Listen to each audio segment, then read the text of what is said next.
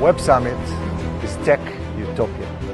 Once a year, over 70,000 people gather to celebrate digital optimism at the biggest tech conference in Europe. I've been there. It's awesome.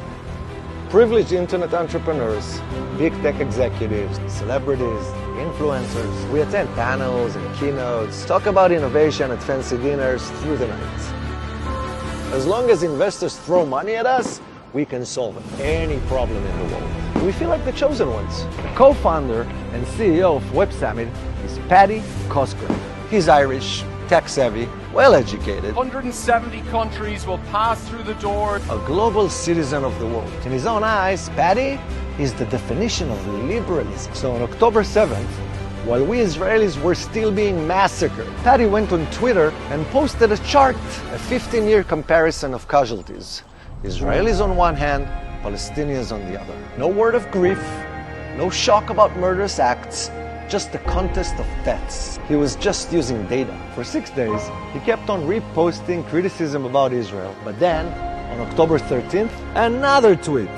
This time blaming all Western governments for not condemning Israel for committing alleged war crimes. Paddy pointed his pseudo-liberal finger at us. My name is Ron Harnagle. I'm a tech entrepreneur, like thousands of others here in Israel. They call us the Startup Nation. In the last 7 months, we joined the fight for Israel's democracy. We marched the streets fighting for human rights, LGBT rights, minorities, women. We're not less liberal than Paddy or Greta or any other AOC out there. We attended Web Summit in droves, and we will never do it again. Fortunately, many brave tech leaders and tech companies from all over the world joined us. The State of Israel emerged from the biggest genocide in modern history. It was founded on a clear principle that the world shared with us for the last 75 years. Never again, never again will Jews be slaughtered just for being Jews. It's the glue that keeps us together. You see, Paddy, what happened on October 7th was not another data point on your fucking chart. It was something else, unbearable.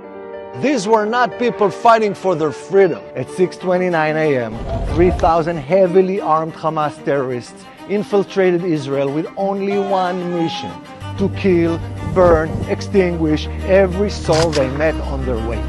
They entered their homes, shot the elderly, women, babies. They broke into a rave party.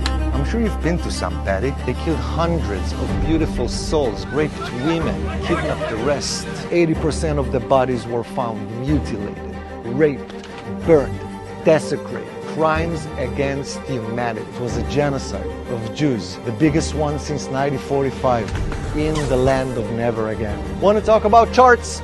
Here's one. In World War II, 4.2 million Germans died versus 300,000 Americans and 357,000 British. Data. On October 7th, when Paddy tweeted his data, he was in Qatar. His next conference takes place there in February. A country that despises its LGBT community, discriminates against women, owning the best football clubs in Europe, and spends billions on the best universities in America. Paddy's new investors are also the biggest investors in Hamas.